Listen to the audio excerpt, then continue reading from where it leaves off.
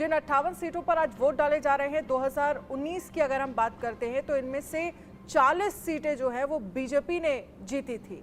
सबसे चुनौती जो है वो कांग्रेस के लिए है। कांग्रेस के हाथ एक भी सीट नहीं लगी थी, लेकिन इस बार का आकलन क्या कहता है, क्या एक्सपेक्टेशन आपको लग रही है?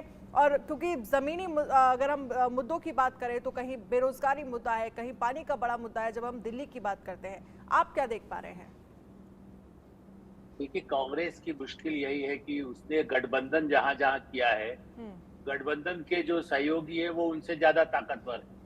आपने दिल्ली का कहा, दिल्ली में आम आदमी पार्टी के सामने कांग्रेस बहुत कमजोर है। कन्हैया कुमार बताइए, मैंने बिल्कुल कांग्रेस में कोई आदमी ही नहीं मिला, वहां तो विद्रोह इसीलिए हो गया।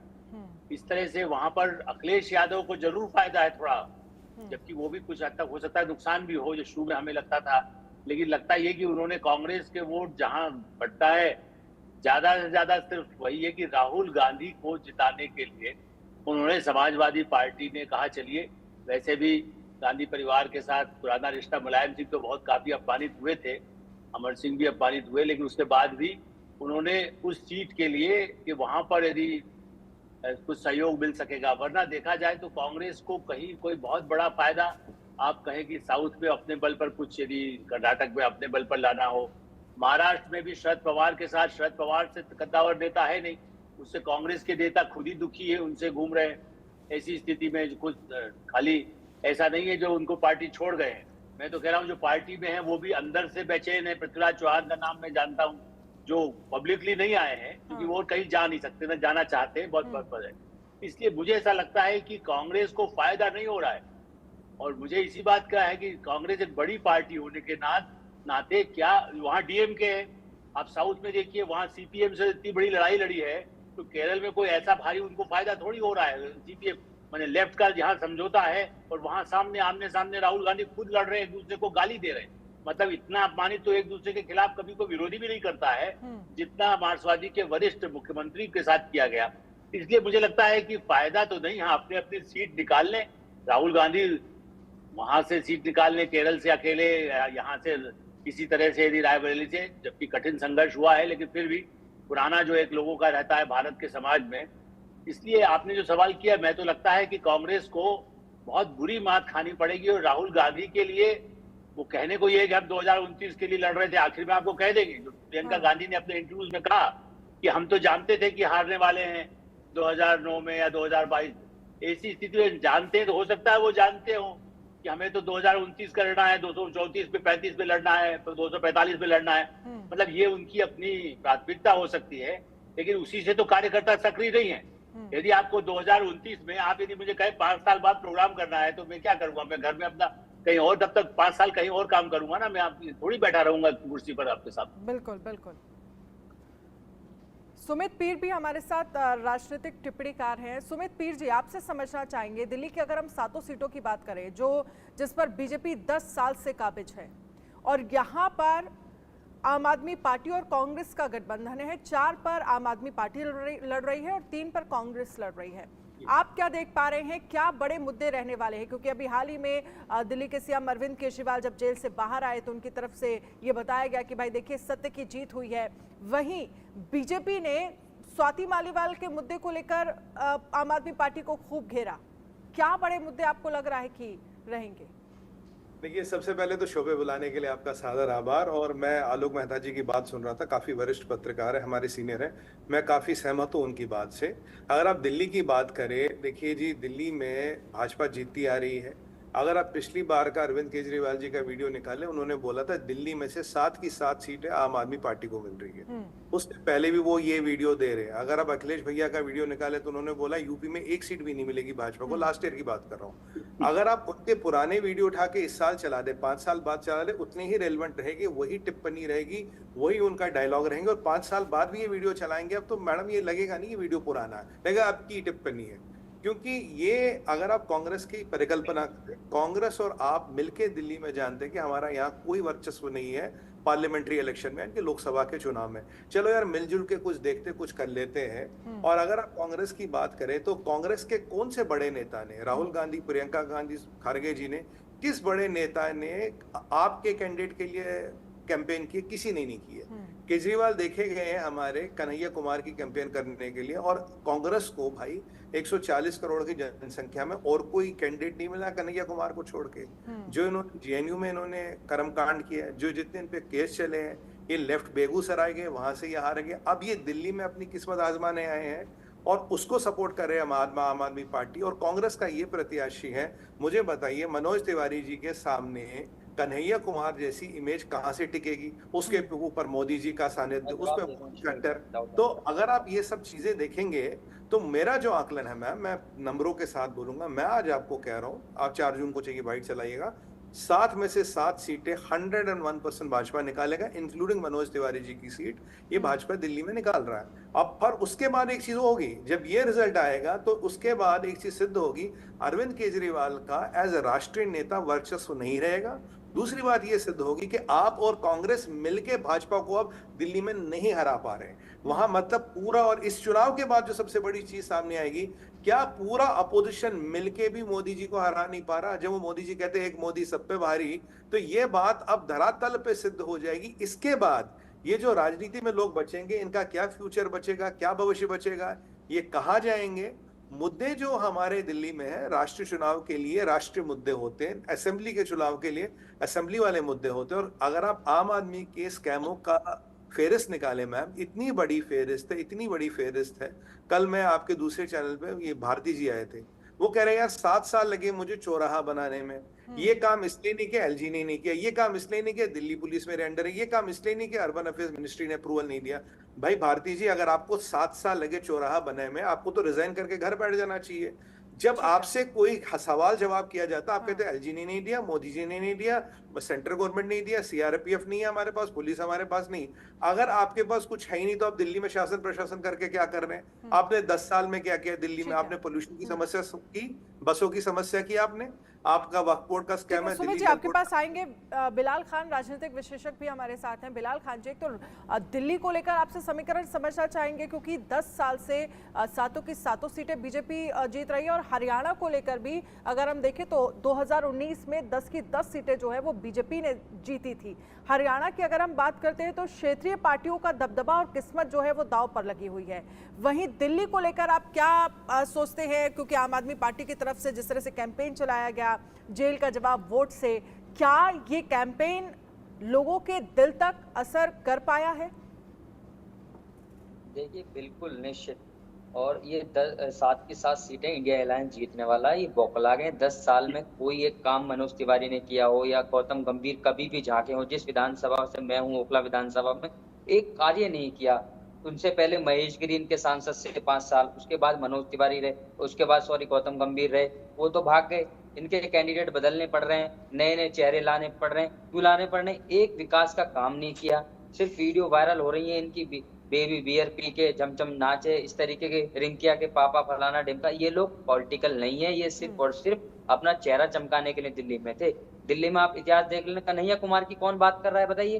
कन्हैया कुमार की आज घर घर में ये है। मैं आपको चैलेंज कर रहा हूँ, जो यहाँ पर विश्लेषक बैठे हैं और एक वरिष्ठ पत्रकार साहब है, मैं उनका बहुत सम्मान करता हूँ, उन्होंने भी बहुत, कन्हैया कुमार 3 लाख वोटों से जीतेंगे, और मैं इसके बाद आपसे बात करूंगा आके, 3 लाख वोटों से जीतने का काम करेंगे।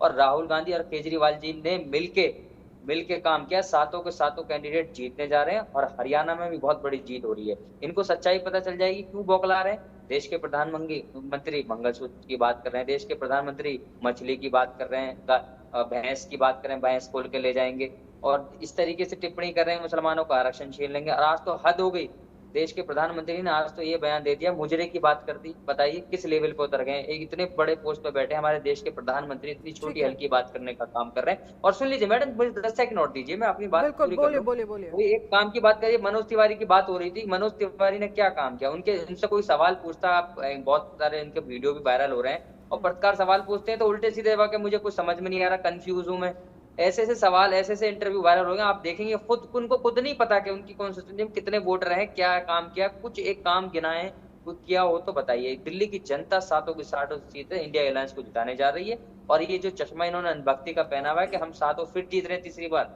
ये बहुत जल्द खुलने वाला। आप देख लेना 4 जून को उनका क्या हशर होने वाला। इंडिया गठबंधन बिल्कुल क्लीन स्वीप करेगा।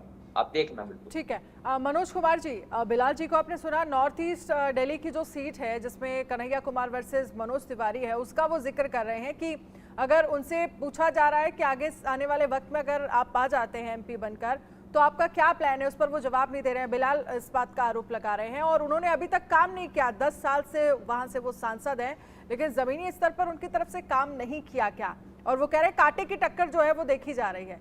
आपको क्या लग रहा है?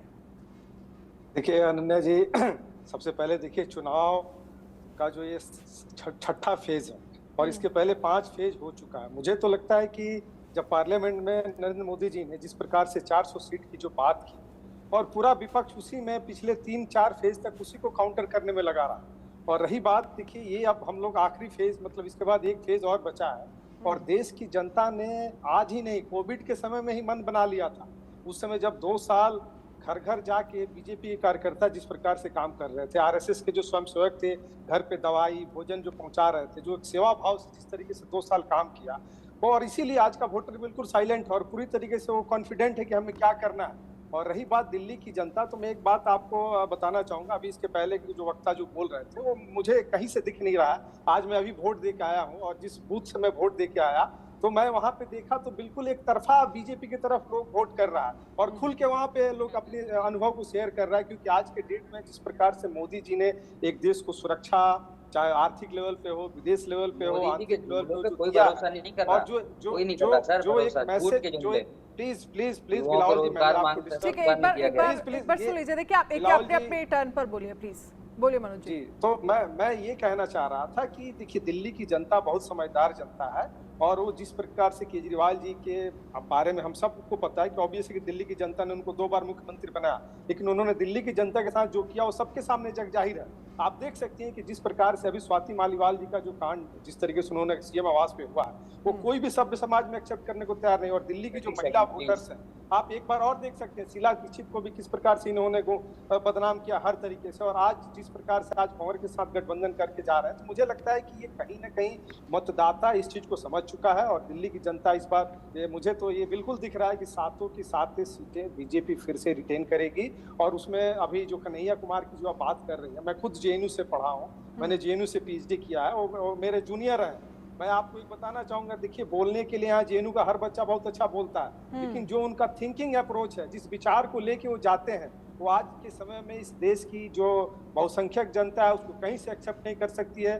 दूसरी बात, मनोज तिवारी ऑब्वियस है कि हर व्यक्ति अपने प्रोफेशनल लाइफ में कहीं ना कहीं जुड़ा रहता है, एक कलाकार है और एक सिंगर है, और जिस प्रकार से उनका वीडियो चलाया जा रहा है, मुझे लगता है कि वो एक तरीके का नेगेटिविज्म प्रचार किया जा रहा है। लेकिन आप व्यक्तिगत रूप से अगर आप उनसे जाके पूछिए, वहाँ के जो क्षेत्र की जो जनता उनसे पूछे, तो आपको लगेगा कि उन्होंने 10 साल में क्या किया। और रही बात, देश ये विधानसभा का चुनाव नहीं है, लोकसभा का चुनाव है, हमें प्रधानमंत्री चुनना है और दिल्ली की जनता ने पूरी तरीके से मन बना रखा है कि हमें क्या करना है। और वो मुझे लगता है कि वो 7 की 7 सीटें बीजेपी इस बार फिर से अपने आप को वहाँ पे स्थापित करे। ठीक है, बिलाल इस पर कुछ कहना चाहते हैं, बिलाल बोलिए। जी देखिए, दिल्ली की जनता की बात नहीं, देश की जनता ने मूड बना रखा कि जो जुमलेबाज प्रधानमंत्री है देश को, उनको हटाना। और जिस तरीके से आज देख रहे हैं कि पूरे देश के अंदर आज ऐसी हवा चली है इंडिया अलायंस की, चाहे अखिलेश यादव हो, राहुल गांधी जी हो, और केजरीवाल जी हो, लगातार जहां जहां रैलियों में जा रहे हैं, इतना समर्थन मिल रहा है लोग और दिख रहा है वहां सब लोग ये भी जान चुके हैं। लेकिन सवाल बिलाल यही है कि समर्थन तो मिल रहा है, क्या वो समर्थन वोट बैंक में तब्दील हो पाएगा? भीड़ें तो सभी की रैलियों में हो रही है, 2019 में भी हुई थी, लेकिन वो समर्थन क्या वोट बैंक बन पाया? देखिए देश की जनता बेवकूफ नहीं, 2 करोड़ युवाओं को रोजगार देने की बात की, नहीं मिला, 15 लाख रुपए देने की बात की, नहीं मिले। और जिस तरीके 100 स्मार्ट सिटी बनाने की बात की थी, महंगाई कम करने की बात की थी, महिला सुरक्षा की बात की थी और अस्पतालों की बात की थी। आज कोरोना की बात कर रहे थे, एक मेरे दोस्त के बहुत काम, कोरोना के अंदर लाशें जब पड़ी हुई थी, ये लोग मस्ती कर रहे थे। ये लोग आज देश के अंदर ये उनकी परख खुल चुकी है कि क्या काम कर रहे थे। अडानी अंबानी को के जो फायदा पहुंचाने के लिए आज अडानी अंबानी वहां पहुंच गए। देश का जो नौजवान है, जो किसान है, ना किसानों बिलाल, आप किस तरह की बातें कर रहे हैं? कोरोना के वक्त पे मस्ती कर रहे थे आप, ठीक है, इस पर जवाब मुझे लगता है कि सुमित जी देंगे। सुमित जी बोलिए। जी मैं कुछ वैक्सीन भी नकली लगवा दी लोगों भाई साहब बोलने दीजिए बिलाल जी, मैं कुछ ना तथ्य और तर्कों के साथ जवाब दूंगा। जब मोदी जी आए थे तो देश का जीडीपी था 1.8 ट्रिलियन, आज 4.1 ट्रिलियन है, डबल हो गया 10 साल में। मोदी जी ने कुछ नहीं किया। फॉरेन एक्सचेंज रिजर्व होता था भाई 2.5 बिलियन, आज है 670 बिलियन, मोदी जी ने कुछ नहीं किया। आपका एक्सपोर्ट होता था 300 बिलियन, आज है 780 बिलियन, मोदी जी ने कुछ नहीं किया। आपने 52 से ज्यादा मिसाइलें ट्राई की, आपने LCH बनाए, LCA बनाए, एयरक्राफ्ट कैरियर बनाए। आज कंट्री न्यूक्लियर ट्राइड है, fastest growing economy. Infant mortality rate की बात करें, 205 कंट्रियों में आप दवाइयां एक्सपोर्ट करते हैं, जिसमें यूएस नंबर 1 है। आप हाइड्रोकार्बन में 4 हो, और स्पेस टेक्नोलॉजी में 4 हो। आपका इंडस्ट्रियल इनपुट सबसे ज्यादा है। भारत में जितनी सड़क है उतनी यूनाइटेड स्टेट्स ऑफ अमेरिका में नहीं बनाई जा रही। 1 घंटे में हम 1 किलोमीटर सड़क बनाते हैं, जो दुनिया का रिकॉर्ड। आगे आप जीडीपी की बात करें, अगर आप इकोनॉमिक डेवलपमेंट की बात करें, फॉरेन एक्सचेंज की बात करें, इसके अलावा 300 बिलियन के हमारे पास यूएस ट्रेजरी बॉन्ड्स है, उसके अलावा यूरो है। सबसे 7वें नंबर पे हम पहुंच गए गोल्ड रिजर्व्स में। तो अगर आप इन सब चीजों का बात करें और आप कह रहे हैं कि देश में कुछ नहीं हुआ, परचेज पावर पैरिटी में हम 14 ट्रिलियन डॉलर की इकोनॉमी है। बाय जीडीपी हम नंबर 5th है, नंबर 4th होने वाले हैं। वर्ल्ड बैंक, IMF किसी की भी बात करें, कहते हैं India is the hope of the world economy. हमारी आर्मी पहले से ज्यादा सशक्त है। अपाची, चिनूक, जिस राफेल, जिस किसी की बात करें, 1% कहीं किसी गफले, किसी व्हाट यू कॉल, किसी करप्शन का कोई एलिगेशन नहीं लगा। याद कीजिए 30 साल तक बोफोर्स गन नहीं आई थी, कमीशन की राजनीति खत्म कर दी गई। 600 आइटमें थी जो हम इंपोर्ट करते थे, उनको डिफेंस लिस्ट से हटाया गया। दुनिया का सबसे बड़ा मोबाइल का कारखाना भी नोएडा में है, और एप्पल का 25% आईफोन जो दुनिया भर में जाता है वो भारत में बनता है।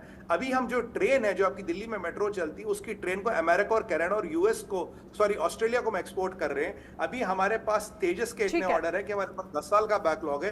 अगर सुमित जी, आप सभी खास मेहमान हमारे साथ रहिएगा, इस चर्चा को हम आगे बढ़ाएंगे। लेकिन इन सब के बीच कांग्रेस नेता पवन खेड़ा से हमारे संवाददाता ने खास बातचीत की। पवन खेड़ा की तरफ से क्या कुछ कहा गया, ये भी सुनिए। ये हमारे साथ मौजूद हैं कांग्रेस के वरिष्ठ नेता पवन खेड़ा जी। पवन सर, आज छठे चरण का चुनाव है और बीजेपी और प्रधानमंत्री लगातार दावे कर रहे हैं कि वो 300 पार कर चुके हैं, अब 400 की रेस में आ गए हैं। तो कैसे देखते हैं? थोड़े दिन और दे देते 800 पे चले जाते हैं। उनका तो क्या है, जो अपने आप को भगवान का अवतार मानने लग जाएं और कहें कि मैं तो भगवान से भी ऊपर हूँ।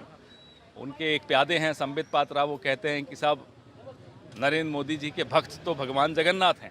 अब ऐसे व्यक्ति को तो अब हम यही कहेंगे, थोड़ा आराम की ज़रूरत है। सर, दिल्ली का चुनाव आज खास है क्योंकि शीला जी भी यहाँ थी, और इस बार आपकी पार्टी जो कांग्रेस है वो 3 सीटों पर और आपके अलायंस पार्टनर 4 सीटों पर लड़ रहे हैं, और लगातार 2014 से अभी तक कांग्रेस का यहाँ खाता नहीं खुला। तो इस बार कितनी उम्मीद है? पूरी उम्मीद है, हमारे गठबंधन को 7 में से 7 सीटों की पूरी उम्मीद है। और सर, अभी आज क्या अपील करना चाहेंगे आप लोगों से? मैं वोटर्स को ये कहूँगा कि अगर अगले 5 साल वही नहीं भुगतना चाहते जो पिछले 10 साल भुगता है, तो गर्मी की चिंता मत कीजिए, पसीना बहाइए, बाहर आइए, वोट दीजिए। नहीं तो फिर ये भगवान के अवतार जो हैं अगले 5 साल वही सब कुछ करते रहेंगे जो इस पिछले 10 साल किया। सर, दिल्ली के मुद्दे क्या हैं इस बार? दिल्ली के मुद्दे आप देखिए, 70% जनता यहाँ की अनऑथराइज्ड कॉलोनीज़ में, स्लम्स में रहती है। मिडिल क्लासेस टैक्सेस के बोझ पे दबी हुई हैं, न उनको कोई राहत मिल रही है, न अनऑथराइज्ड कॉलोनीज़ और स्लम्स में रहने वाले लोगों को कोई राहत मिल रही है। और एक छीताकशी कर रहे हैं। LG साहब अपने आप को यहाँ के मोदी मानने लग गए हैं, और जो हस्तक्षेप यहाँ की सरकार में करते हैं, ये सब दिल्ली के लोग बड़े त्रस्त हैं इससे, और दिल्ली के लोग इससे मुक्ति चाहते हैं। बहुत बहुत शुक्रिया सर। तो ये थे कांग्रेस के वरिष्ठ नेता पवन खेड़ा जी, जिन्होंने साफ तौर पे कहा कि कैसे जो इंडिया ब्लॉक अलायंस है दिल्ली में, वो करीब 7 की 7 सीट पे चुनाव जीतेगी, और अगर लोगों को अपने मुद्दे पे वोट करना है तो उन्हें इस गर्मी में भी जल्द ही बाहर आना चाहिए और मतदान करना चाहिए। इंडिया न्यूज़ के लिए आनंद सिंह, नई दिल्ली।